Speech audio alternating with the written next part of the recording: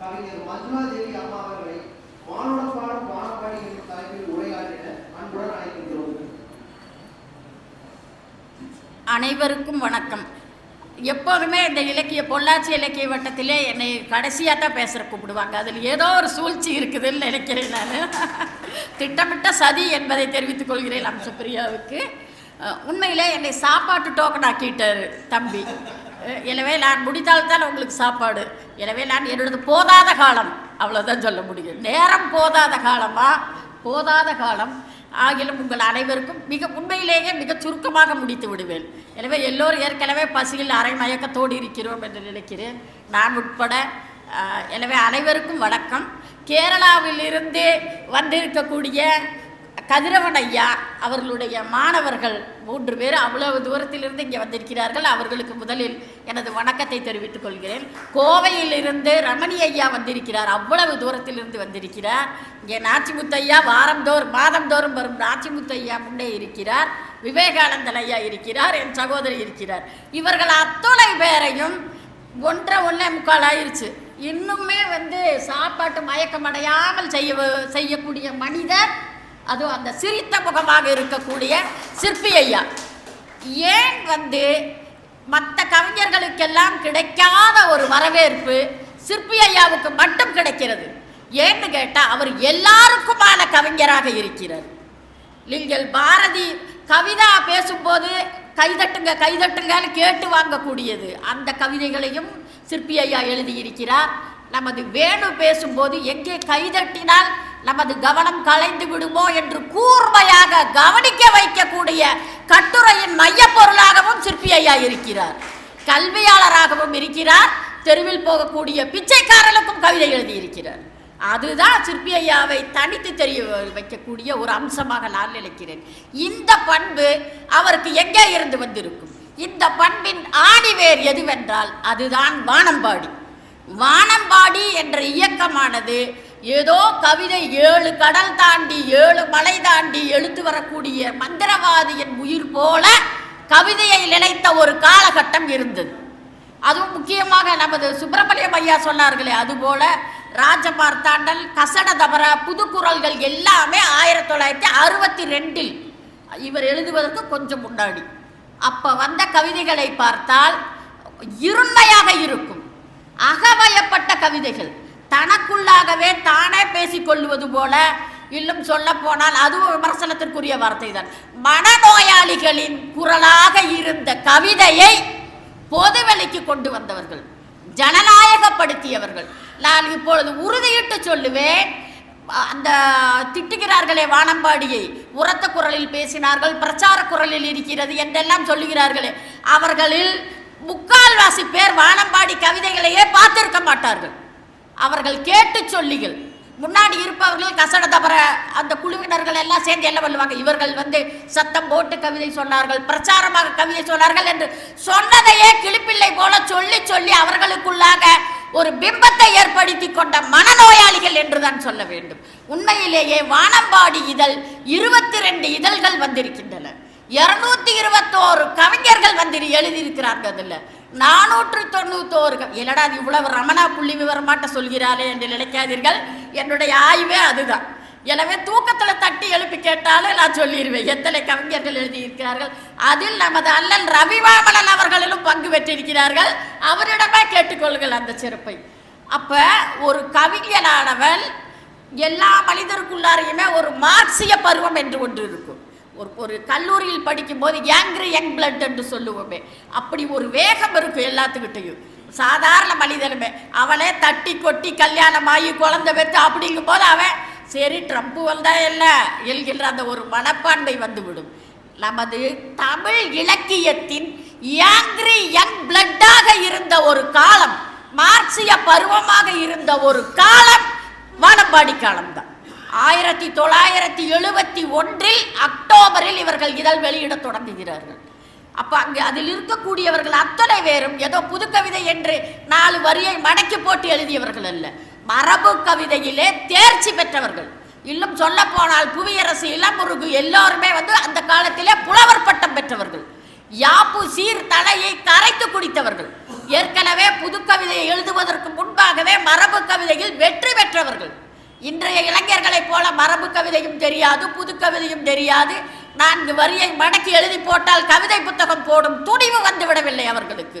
2 கவிதை புத்தகம் வெளியிட்டுமே 3வது தடவை ஏன் எனக்கு சாகித்ய அகாடமி தரவில்லை என்று கேட்கக்கூடிய துணிவு படைத்தவர்களாக இன்றைய இளைஞர்கள் இருக்கிறார்கள்.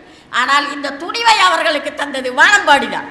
யார் வேண்டுமானாலும் கவிதை எழுதலாம், கவிதையை பற்றி பேசலாம் என்ற அளவிற்கு ஜனநாயகப்படுத்தியவர்கள். இல்லை என்றால் இன்னும் சொல்ல போனா ஒரு திறனாய்வாளர் சொல்லுகிறார், புது கவிதையில் போட்ட முப்புரி நூலை அறுத்தெறிந்தவர்கள் வானம்பாடிகள் என்றிருக்கிறார்கள். புது கவிதை என்பது ஒரு குறிப்பிட்ட இளந்தவருக்கு மட்டுமே உரியது என்ற அளவிற்கு அதை கொண்டு போனார்கள். அதை இவர்கள் மாற்றிவிட்டார்கள். சரி, கவிஞர் சிற்பி மற்ற கவிஞர்களிடமிருந்து எப்படி வேறுபடுகிறார்? நான் வரும்போதே நம்ம லீலாவும் பேசிக்கொண்டிருந்தோம். சுற்றுச்சூழல் ஆய்வாளர், அவர் எழுத்தாளர், அவர் லீலா சொன்னார். அவர் மிகச்சிறந்த ஒரு விழாவிற்கு சென்று வந்தேன்க்கா, திருக்குறள் உரையை பற்றிய ஒரு நூல் வெளியீட்டுக்கு சென்று வந்தேன் என்று சொல்லி அதை தொடர்ந்து பேசினார். மற்ற கவிஞருக்கும் நம் கவிஞருக்கும் உள்ள வேறுபாடு என்ன என்பதை அவர் சொன்னார். அவருடைய வார்த்தை, அக்கா, யார் வேண்டுமானாலும் திருக்குறளுக்கு உரை எழுதலாம், ஆனால் திருக்குறளின் அறத்துப்பால் போல வாழ்ந்தவர் நமது சிற்பி ஐயா. அதுதான் மற்ற உரையாளர்களுக்கும் நமது கவிஞர்களுக்கும் உள்ள வேறுபாடு. அவருடைய வாழ்வை எடுத்து பார்த்தீர்களானால் கவிஞர் சிற்பியினுடைய வாழ்க்கையில் ஒழுக்க அளவில் ஒரு சிறு பிசிறு கூட உங்களால் கண்டுபிடிக்க முடியாது. அது எத்தனை கவிஞர்களுக்கு வைத்திருக்கிறது என்று நினைத்து பாருங்கள். கவிதை எழுதுவதல்ல, கவிதையாகவே வாழ்ந்து கொண்டிருப்பவர் நமது சிற்பி ஐயா. அதுதான் மற்ற கவிஞர்களுக்கும் நமது கவிஞருக்கும் உள்ள வேறுபாடு. அவர் எந்த ஒரு இப்போது எழுத வரக்கூடியவரையும் தட்டி கொடுத்து எழுத வைப்பவர். இந்த குணம்தான் மனிதம் பாடிய வானம்பாடி. நான் மானுடம் பாடிய வானம்பாடி என்று தலைப்பு தரவில்லை, மானுடம் பாடும் வானம்பாடி. இன்று வரை அவர் பாடிக்கொண்டே இருக்கிறார், இன்றும் பாடுவார், இன்னும் பாடுவார். அவர்தான் நம் கவிஞர் சிற்பி. நினைத்து பாருங்கள், அவர் தன்னுடைய வேணு சொன்னாரே, ஒரு ஜெயகாந்தனை கூட விட்டு வைக்காத ஒரு மனப்பான்மை, ரைட்டர்ஸ் பிளாக் என்று சொல்லப்படும் தடைபட்டு போவது, படைப்பாற்றல் தடைபட்டு போகக்கூடிய அந்த நோயிலிருந்து பெரும் ஆளுமையாக எழுத்தாளுமையாக இருந்த ஜெயகாந்தனால் கூட முடியவில்லை. மிகப்பெரிய எழுத்தாளர்கள் யாரை வேண்டுமானாலும் பார்த்துப்பார்கள், சூரா உட்பட எல்லோருமே படைப்பாற்றல் உச்சம் தொட்டு கொண்டிருக்கின்ற ஃபார்மில் இருக்கின்ற என்று சொல்லுவார்களே, அந்த உச்சம் படிப்படியாக குறைவதை பார்க்கலாம். ஆனால் சிற்பியனுடைய வாழ்க்கையில் இதோ முந்தானேத்து 90வது வயதில் அவர் ஒரு கவிதை எழுதுகிறார், அரசியல்வாதியை பார்த்து சாடுகிறார். இந்த அரசியல் கவிதை என்று தம்பி மீலா சுந்தர் சொன்னாரே, குழந்தைகளின் பிளத்தின் மீது அரசியல் செய்பவர்களை பார்த்து கேள்வி தைரியமாக முன்வைக்கிறார். இந்த துணிச்சலின் பெயர் தான் சிற்பி. இந்த துணிச்சலை அவருக்கு தந்ததுதான் வானம்பாடி. கரூரிலேயே ஒரு குழந்தை இறப்பது, கரூரில் இறந்தால் அல்ல காசாவில் இறந்தால் என்ன என்று ஒரு காசாவில் நடக்கக்கூடிய போரையும் கரூரில் நடந்த சம்பவத்தையும் இணைத்து முகநூலில் அடுத்த நாளிலேயே எழுதக்கூடிய அளவிற்கு அவரது கவித்துவம் இன்னும் வற்றாமல் இருக்கிறது. அவர் செயல்பாட்டாளராக இருக்கிறார். தொடர்ந்து செயல்படுவதுதான் கவிஞருடைய ஒரு அதிசயமான அற்புதம். நமக்கு கிடைத்த பொக்கிஷம் சிற்பி என்று நான் கருதுகிறேன். நினைத்து பாருங்கள், இந்த பொள்ளாச்சி மண்ணிலே எழுத்தாளர் சுஜாதா ஒரு தடவை கேட்டார், அதையெல்லாம் பொள்ளாச்சி மண்ணிலே தான் கவிதை வருகிறதா என்று கேட்டார். கவிதைகளின் தலைநகரம் பொள்ளாச்சி என்று சொல்ல வைத்த ஒரு தலை மனிதர் சிற்பி ஐயா அவர்கள். அவர் வானம்பாடியிலே எழுதியது 15 கவிதைகள். அவர் கவிதைகளை விட்டு தள்ளுங்கள், இதோ பிரச்சார தொழில் அது இதென்ற சொல்கிறார்களே, அவருடைய முதல் இதழ் வானம்பாடியிலே முதல் இதழிலே பிரச்சாரம் அதிகம் என்று சொல்லுகிறார்களே, அந்த கவிதை அவருடைய தொகுப்பில் இருக்கிறது. மதுரை வீரன் என்ற கவிதையை எடுத்து பாருங்கள். மதுரை வீரன் என்பதை ஒரு குறியீடு, அரசியல் குறியீடாக வைத்து அந்த மதுரை வீரன் பொம்மை செய்தது களிமண். ஒரு கணம் அந்த அனுபவ சூட்டில் நான் வென்றிருந்தால் என்ற அந்த வரி கவித்துவம் அன்றி வேறென்ன? அதில் என்ன பிரச்சாரம் இருக்கிறது? அதனுடைய கடைசி வரி, அந்த பொம்மை முழுவதுமாக முச்சூடும் அழிந்து விட்டது என்கிறார். கடைசி வரி மதுரை வீரனை பற்றி அத்தனையும் சொல்லிவிட்ட அந்த கவிதையில் கடைசி வரி, அந்த பொம்மை நினைவு வர பொறுமை அழுது விட்டேன் என்கிறார். மதுரை வீரன் அழிவது பிரச்சனை இல்லை, அந்த அழிவிலே அழிவது பொம்மை. அவளை நம்பி ஒரு ஆணினுடைய பின்னால் இருப்பது அல்லது ஆணினுடைய சமமாக இருப்பது, ஆணுக்கு அழிவு நேரும் போது அந்த வீட்டின் பெண்மைக்கு அழிவு நேரும் என்று சொல்கிறாரே, இது எவ்வளவு 1971 எழுதிய கவிதை என்று உங்களால் நம்ப முடிகிறதா? தம்பி சொன்னார், நீங்கள் சர்ப்பயாகத்தில் இருந்து படிக்க ஆரம்பிச்சு. தப்பு தப்பு இளைஞர்களே, நீங்கள் சர்ப்பயாகத்தில் இருந்து படிக்க ஆரம்பிக்கிறோம் என்று சொன்னால் மாபெரும் தவறை செய்கிறீர்கள். 1963 எழுதிய நிலவுப்பூ என்ற கவிதை மரபில் தான் இருக்கிறது. எப்பொழுதுமே முதல் முத்தத்தையும் முதல் காதலையும் மறக்க முடியாது என்பார்களே, அது எழுத்திற்கு 100% உண்மை. கவிஞரின் முதல் முத்தம் தலைச்சன் பிள்ளை நிலவுப்பூ. அதிலிருந்து ஒரு கவிதையை எடுத்து காட்டுகிறேன். வானிருள மலை வேடன். இது மரபு கவிதை எப்படி இருக்கிறது என்று பாருங்கள். வானிருள மலை வேடன் வழி தவறாதிருக்க தான் ஒழிக்கும் குரல் உணர்ந்து தழல் ஏற்றி நின்றே. தழல்னா அந்த நெருப்புல ஏற்றி காட்டுக்குள்ளார அவன் வேட்டைக்கு போயிருக்கிறான். அப்ப வேடன் வேட்டைக்கு போயிருக்கிறான். இவர் தழல் ஏற்றி நின்று கான் குரத்தி எதிரொலிப்பாள்.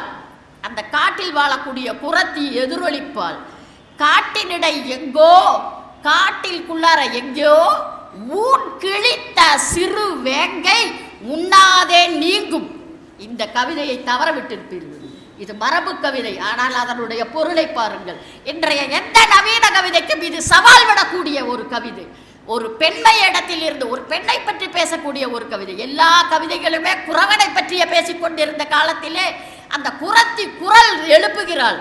தன்னுடைய கணவன் வேட்டைக்கு போகும்போது அந்த கான் குரத்தி. இது முதல் கவிதை தொகுப்பு நிலவுப்பூவில் வந்தது. அப்ப பாரதிதாசன் மிகப்பெரிய ஆளுமையாக இருந்த காலகட்டம் 1963 என்பது இப்ப இருக்கிற சினிமா நடிகர்களுக்கெல்லாம் என்ன புகழ். பாரதிதாசன் அவ்வளோ பெரிய ஒரு கோலோச்சி கொண்டிருந்தார். அவரிடம் முன்னுரை வாங்கியதை அழகாக அந்த இதில் எடுத்துரைப்பார். இப்ப சொல்லியிருக்கிறார். போன மாதம் இதோ NGM கல்லூரியின் தனலட்சுமி வந்திருக்கிறார். அவர் கல்லூரியிலே இப்ப அதோட பதிப்பை போட்டிருக்கிறார். நிலவுப்பூவின் பதிப்பை மிகப்பெரிய பணியை செய்திருக்கிறார். அவருக்கு இந்த சமயத்தில் பாராட்டுகளை தெரிவித்துக் கொள்கிறேன். அந்த நூலிலே, அதாவது இப்ப எழுதல பதிப்பிலே சொல்லுகிறார், பாரதிதாசன் எனக்கு முன்னுரை தந்ததை நோபல் பரிசென நினைக்கிறேன். கவிஞர் எந்த பரிசுக்கும் ஆசைப்படாதவர். தன்னுடைய 90வது பிறந்த நாள் விழாவை கூட, எந்த ஒரு 75வது பிறந்த நாளை பவள விழாவை ஊரே கொண்டாடும் வகையில் கோவையிலே 2 நாட்கள் அவருடைய மாணவர்கள் மிக பிரம்மாண்டமாக நடத்தினோம். நாங்கள் அனைவரும் போய் கேட்டதுக்கு ரவிவாமணன் ஐயாவும் தான் அதுக்கு முக்கியமான காரணம். இவர் தான் இந்த விழாக்களை எல்லாம் ஏற்பாடு செய்து கொண்டிருப்பார். அவர் சொல்லிவிட்டார், ஒரு தனி மனிதனின் பிறந்த நாளாக போற்றி புகழ்வது எனக்கு வேண்டாம் என்றார். இன்றைய தமிழ்நாட்டிலே இன்றைய தேதிக்கு எந்த கவிஞர் அப்படி சொல்லுவார்? ஆனால் கவிஞர் சிற்பி அப்படி சொன்னார். அவர் என்ன சொன்னார் என்றார், அவருடைய விருப்பம் என்னுடைய 90வது பிறந்த நாள் மாணவர்களுக்கு பயனுள்ள வகையில் அமைய வேண்டும். அதுவும் எப்படி இருக்கணும், என்னுடைய புகழ் பாடுவதாக இருக்கக்கூடாது, மாணவர்களுக்கு பயனுள்ள கருத்துக்களை சொல்லுங்கள் என்று சொன்னதும் ரவிவாமணன் ஐயா அவர்களோடு சேர்ந்து அந்த குழு வடிவமைத்து விழாக்கள், இது 7 விழாக்கள் நடந்து முடிந்து விட்டன. ஏறத்தாழ நான், சோலை மாயவன், அம்சப்பிரியா, பூபாலன் எல்லாரும் அந்த ஏறத்தாழ எல்லா விழாக்களுக்குமே நாங்கள் சென்று கொண்டிருக்கிறோம். அந்த அத்துணை விழாக்களின் சாராம்சம் என்னவென்றால் அவரை போற்றி பாடி புகழ்வது அல்ல என்று அவர் சொல்லிவிட்டார். வரலாற்று ஆய்வரங்கம் என்றால் மிகச்சிறந்த பூங்குன்றல் பாலகிருஷ்ணன் கீழடியை போல சேர்ந்தார், அவரை கொண்டு மாணவர்களுக்கு உபயோகமாக உரை நிகழ்த்துவது. அறிவியல் அரங்கம் என்றால் யசுராஜன், ஆயிஷா நடராஜன் போன்றவர்கள் மாணவர்களுக்கு பயனுள்ளதாக நடத்தினார்கள். இதுவரை நடந்த அத்துணை விழாக்களுமே ஒரே ஒரு விழா, இசையரங்க விழா தான் அந்த மண்டபத்தில் நடந்தது. மற்ற அத்துணை விழாக்களும் மாணவர்கள் முன்னிலையில் மாணவர்களுக்காக ஆன்றோர்களும் அறிவில் சிறந்த சான்றோர்களும் தந்த உரைதான் அவருடைய பிறந்த நாள் விழாவாக இருந்தது. அந்த கல்லூரிகளுக்கு இணையாக இந்த பொள்ளாச்சி இலக்கிய வட்டத்தை அவர் கருதியதால் தான் இந்த விழாவிற்கு அவர் மகிழ்ச்சியோடு சம்மதித்தார். என்னை பொறுத்தவரை பொள்ளாச்சி இலக்கிய வட்டம் என்பது கவிதைக்கான கல்லூரி. இந்த பொள்ளாச்சி மாணவர்கள், பொள்ளாச்சி பிரியர்கள் கவிதையை பயின்று கொண்டிருக்கும் ஒரு பயிற்சி கூடமாகத்தான் சிற்பி ஐயா பார்க்கிறார். அந்த பயிற்சி கூடத்தை ஒரு வானம்பாடிகளோடு ஒப்பிட்டு வானம்பாடி கூடு போல அதன் தாய்ப்பறவையாக அம்சப்பிரியாவை அவர் சொல்லுவார். எனவேதான் இந்த விழா அவருடைய பிறந்தநாள் விழாவாக 90வது விழாவாக மிக செழிப்பாக சீரும் சிறப்புமாக கொண்டாடி கொண்டிருக்கிறோம். நான் சொல்லுகிறேன், உண்மையிலேயே நினைத்து பாருங்கள், எந்த கவிஞருக்கு இந்த மனம் வரும்? தன்னுடைய புகழ் தான் புகழ் என்றுதான். அதே போலத்தான் அவருடைய கவிதையும் அப்படித்தான் இருக்கும். இதோ பொள்ளாச்சி பழனியிலிருந்து சிவகுமார் சொன்னாரே, கண்ணதாசனுடைய ஒரு கவிதையை ஒரு ஆண் பாடுகிறான், காதலுக்கு பரிசு தந்தேன் கட்டிலின் மேலே. அதற்கு பெண் பதில் சொல்லுகிறார், அந்த கருணைக்கு நான் பரிசு தந்தேன். கருணையா? இது எந்த இடத்தில் பெண் பார்வையில் இருக்கிறது? எந்த பெண்ணாவது கருணையோடு அந்த அனுபவிப்பாளா? கண்ணதாசன் கூட வழி தவறிய ஒரு இடம் இருக்கிறது. ஆனால் சிற்பி, நீங்கள் அவருடைய 10,000 வரிகளை எடுத்து பார்க்கலாம், அது இல்லாமல் 10 தொகுப்பு கட்டுரை எழுதி பார்க்கலாம், எந்த இடத்திலும் சிறு பிசிறு கூட இருக்காது. இந்த சமுதாயத்தின் ஒழுக்கத்தை நிலை அசைத்து பார்க்கும் ஒரு பிசிறை நீங்கள் சிற்பியின் கவிதைகளிலோ கட்டுரைகளிலோ கண்டுபிடித்து விட்டால் கண்டுபிடிக்க முடியாது. நான் மேடை ஏறுவதை நிறுத்தி விடுகிறேன். கண்டுபிடிக்க முடியாது. அவ்வளவு ஒழுக்கத்தின்பால் அவர் அயராத தீராத பற்று கொண்டிருந்தார். அதுதான் மற்ற கவிஞர்களுக்கும் அவருக்கும் உள்ள அவரை கொண்டாடுவதற்கான காரணம். கல்வியாளர்களால் பல்கலைக்கழகத்திற்கு கொண்டாடக்கூடிய அளவிற்கு அவருடைய கட்டுரைகள் ஆழங்கால் பட்டவை. உண்மையிலேயே இன்று சு வேணுவின் கட்டுரை தான் இன்றைய இந்த 7 விழாக்களிலுமே மிகச்சிறந்த கட்டுரையாக, அதற்காக நான் பாராட்டுகளை இந்த பொள்ளாச்சி இலக்கிய வட்டத்துக்கு தெரிவித்துக் கொள்கிறேன். அவர் 23 பக்க கட்டுரையிலும் சொல்ல விரும்புவது பாரதியன், சிற்பி ஒரு பாரதியர் என்பதை அழுத்தம் திருத்தமாக சிற்பி உண்மையிலேயே எதை எதிர்பார்த்தாரோ அந்த 90வது பிறந்த நாள் பரிசாக, மிகச்சிறந்த பிறந்த நாள் பரிசாக அமைவது சு வேணுவின் அந்த ஆழமான கட்டுரை தான். இந்த சமயத்தில் இவருக்கு நான் ஒரு வேண்டுகோளை வைக்கிறேன். அவருடைய கட்டுரையை சிறு நூலாக வெளியிட்டு நமது பொள்ளாச்சி இலக்கியத்தில் வரக்கூடிய ஒவ்வொருவருக்கும் அதை தர வேண்டும் என்பதை கேட்டுக்கொள்கிறேன். உண்மையிலேயே ஒரு கவிஞன் காலத்தை தாண்டி கொண்டாடப்படுகிறானா? எனக்கு தமிழன்பன் அண்மையில் மறைந்த போது, அவரும் வானம்பாடிதானே, அவர் மறைந்த போது ஒரு எழுதிய நிறைய பேர் மறைந்து விட்டால் என்றால் நமக்குள்ளார இருக்கக்கூடிய கோப தாபம் எல்லாத்தையும் விட்டுவிட்டு அவரை புகழ்வது நமது தமிழ் இலக்கிய மரபு. அப்படி புகழ்ந்து வந்த கட்டுரைகளிலே நான் ஒரு குறிப்பிடத்தகுந்த கட்டுரையாக நினைப்பது யசு மணிகண்டன் எழுதிய ஒரு கட்டுரை. பேராசிரியர் யசு மணிகண்டன் ஒரு கட்டுரை எழுதினார். அதில் அவர் குறிப்பிட்டிருந்தார் 2வது பாரதிதாசன் தமிழன்பன் என்று. இது வெறும் உணர்ச்சி வேகத்தில் குறிப்பிடப்பட்டதா என்ற சிந்தனை எனக்குள் கிளறிக்கொண்டே இருந்தது. அப்படியானால் 3வது பாரதிதாசன் 4வது பாரதிதாசன் எல்லாம் அடுத்தடுத்து வருவார்களா? இதையெல்லாம் நான் எனக்குள் கேட்டுக்கொண்டிருந்தேன். ஏன் அப்படி அவர் 2ஆம் பாரதிதாசன் என்று சொன்னார் என்ற சிந்தனை வந்தபோது நானாக எனக்குள் கற்பித்து கொண்டது, அவர் திராவிட சார்பாக இருந்தார். தமிழன்பன் கவிஞர் பஞ்சு ஒரு விமர்சனத்தை முன்வைத்திருந்தார் தமிழன்பன் மீது. அதாவது தமிழன்பன் திராவிட அதிகாரத்தின் பக்கம் சாய்ந்திராமல் இருந்தால் இன்னொரு பாரதியாக உருமாறி இருப்பார் என்ற ஒரு வார்த்தையை பஞ்சு அவர்களுடைய அஞ்சலியில் சொல்லியிருந்தார். அப்போ இரண்டையும் நான் ஒப்பிட்டு பார்த்து கொள்கிறேன். அப்போ ஏன் ஒருவர் 2வது பாரதிதாசன், ஒருவர் 2வதாக ஆக முடியுமா என்ற அத்துணை கேள்விகளுக்கும் எனக்கு விடை கிடைத்தது இன்று சு வேணுவினுடைய அந்த கட்டுரையில் விடை கிடைத்தது. அப்போ கோவை ஞானி இருந்தபோது தமிழன்பனை பற்றி 442 பக்கத்திற்கு தமிழன்பன் படைப்பும் பார்வையும் என்று ஒரு கட்டுரை, ஒரு நூலை மாய்ந்து மாய்ந்து எழுதினார். ஐயா, எதற்காக இப்படி எழுதுகிறீர்கள் என்று கேட்டேன். அடுத்த மகாகவியாக வரக்கூடிய தகுதி தமிழன்பனுக்கு இருந்ததால் எழுதினேன் என்றார். இருக்கட்டும், அந்த நூலுக்கு பிறகு தமிழன்பன் ஐயா அவர்கள் சென்ட்ரியூ, ஹைக்கு என்று அந்த வகை வகையாக சென்று கொண்டே நிறைய இறுதி வரை அவர் கவிதை கவிதை கவிதை என்று கவித்துவமாகவே வாழ்ந்தார். சரி, அப்போ அடுத்த மகாகவி என்று சொல்லும்போது நான் உண்மையிலேயே சொல்லுகிறேன், பாரதிதாசன் தொடாத இடத்தை சிற்பி தொட்டிருக்கிறார். பாரதியார் மொழிபெயர்ப்பு அவருக்கு இருந்திருக்கிறது. மொழிபெயர்ப்புக்கான ஒரு சாயல், ஒரு கூறு, அதை சார்ந்து நிற்கக்கூடிய கூறு பாரதியாருக்குள் இருந்திருக்கிறது. ஷெல்லியை படித்திருக்கிறார், கீட்ஸை படித்திருக்கிறார். பாரதியை படித்துவிட்டு வந்த அடுத்த அந்த பாரதிதாசன் கவிஞர்களுக்குள் அந்த நவீனத்துவம் புகவே இல்லை. நவீனத்துவத்தின்பால் அவர்கள் இல்லை. அவர்கள் மரபில் பாடுவதுதான் தங்களது மிகப்பெரிய வைராக்கியமாக இருந்தார்கள். ஆனால் சிற்பி நம்ம ரமேஷ் சொன்னது போல அந்த முதல் கவிதை நூலிலே பெற்ற பாராட்டை பங்கமே ஆகாமல் இன்று வரை இருக்கிறார் என்று சொன்னாரே, அந்த வரியை நினைத்து பார்க்கிறேன். இல்லை, பாரதிதாசன் பாராட்டினாலும் கூட அந்த பாராட்டிலே மடங்கி விடாமல் பாரதிதாசனை விட அடுத்த உயரங்களுக்கு செல்ல துணிவு கொண்டிருந்தார். அந்த துணிவு தான் சிற்பி. ஒரு கவிஞர் தன்னை பாராட்டிவிட்டால் அவருக்கு அடிமையாகவே இருக்க வேண்டும் என்பதுதான் அன்றைய கால மரபாக இருந்தது. ஆனால் சிற்பி அந்த இடத்திலே மாறுபட்டு இருக்கிறார்.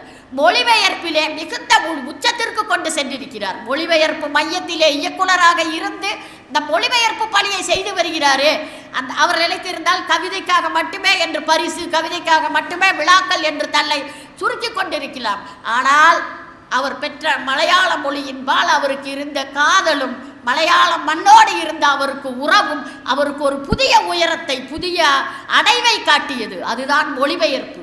தான் மொழிபெயர்ப்பது மட்டும் இல்லாமல் மொழிபெயர்ப்பு தான் இந்த தேசத்திலே குறுகலான இந்த பார்வைகளை விரிவாக்கும் என்ற தெளிவு கவிஞர் சிற்பிக்கு இருந்ததால் தான் மொழிபெயர்ப்பு இயக்குனராக இருந்து இன்று வரை மிகச்சிறந்த மொழிபெயர்ப்பு நூல்களை எழுதியிருக்கிறார். அவர் ஒரு கவிதையில் சொல்லுவாரே, நான் உயரம் குறைந்தவன், ஆனால் என் எழுத்துக்கள் அப்படியல்ல என்று சொல்லுவாரே. சிற்பி அவர்களை நிற்க வைத்து அவர் எழுதிய நூல்களை அடுக்கி வைத்தால் சிற்பியை போல் 7-8 மடங்கு உயரத்திற்கு அவர் செய்த பணிகள் இருக்கிறது. அந்த பணிகள் தான் அவரை இன்று வரை நிலைநிறுத்துகிறது. காலம் பாரதியாருக்கு தராத கொடையை, வயதை, வருடங்களை நமது சிற்பிக்கு அள்ளி தந்திருக்கிறது. நாம் அந்த வகையில் நாம் தான் வரம் பெற்றவர்கள். இந்த பொள்ளாச்சி மண்ணிலே இருப்பவர்கள் வரம் பெற்றவர்கள். இன்னும் சிற்பி 100 ஆண்டு வாழ்வார். சிற்பியில் ஒரே ஒரு வரி, நாம் அதனால் பலன் பெறுவோம் என்று சொல்லுகிறேன். சிற்பியின் ஒரே ஒரு எடுத்துக்காட்டை முன்னிட்டு இனிமேலும் சாப்பிடுவதற்கு தாமதம் செய்ய மாட்டேன் என்ற உறுதியோடு முடிக்கிறேன். உண்மையிலேயே நினைத்து பாருங்கள், ONV குரூப் என்பவருடைய கவிஞர், மலையாள கவிஞர், அவருடைய எழுத்தை ஒரு இடத்திலே சுட்டியிருப்பார் கவிஞர். ஒரு பாட்டியும் பேரனும் பேசிக்கொள்ளுகிறார்கள். பாட்டி சொல்கிறார், கண்டே, நான் இல்லாத போது நீ வருத்தப்படாதே, உன்னுடைய கஞ்சியிலே 2 உப்பை போடுறார். கஞ்சி வைத்திருக்கிறார்கள் சாப்பிடுவதற்கு, 2 உப்பை போடுகிறார். அப்போ பாட்டி சொல்றார், கண்டே, நான் உனக்குள்ளே இந்த உப்பை போல நிறைந்திருப்பேன் என்று சொல்லுகிறார். அதுபோலதான் கவிஞர் சிற்பி நம்ம அத்துணை பேருக்குள்ளும் கவிதை வாயிலாக என்றென்றும் நிறைந்திருப்பார். தமிழ் இலக்கியத்தின் உப்பாக கண்ணுக்கு தெரியாத துருத்தலாக இருக்காது. ஆனால் கஞ்சி கலந்து உப்பில்லாத கஞ்சியை குடிக்க முடியாது. சிற்பி இல்லாத தமிழ் இலக்கிய உலகம் இருக்காது. நீங்கள் எதை பற்றி பேசினாலும் கவிதையை பற்றி பேசும்போது வானம்பாடியை தவிர்த்து விட்டு நீங்கள் பேச முடியாது. கவிஞர் சிற்பியின் கவிதைகளை தவிர்த்து விட்டு தமிழ் இலக்கிய கவிதை வரலாற்றை உங்களால் எழுதவே முடியாது என்பதை சொல்லி இந்த நல்ல வாய்ப்பிற்கு அம்சப்பிரியா, பூபாலன், சோலை மாயவன் உள்ளிட்ட அத்தனை பேருக்கும் நன்றி கூறிக்கொள்கிறேன். நாங்கள் சிற்பி சிற்பி சிற்பி என்று சொல்லி சொல்லி நான் தழும்பேறியவர்கள். எனவே இந்த நாவால் வாழ்த்துகிறோம். இன்னும் 100 ஆண்டு வாழ்வார், இன்னும் 100 ஆண்டு வாழ்க என்ற வாழ்த்தோடு நன்றி கூறி விடைபெறுகிறேன். நன்றி.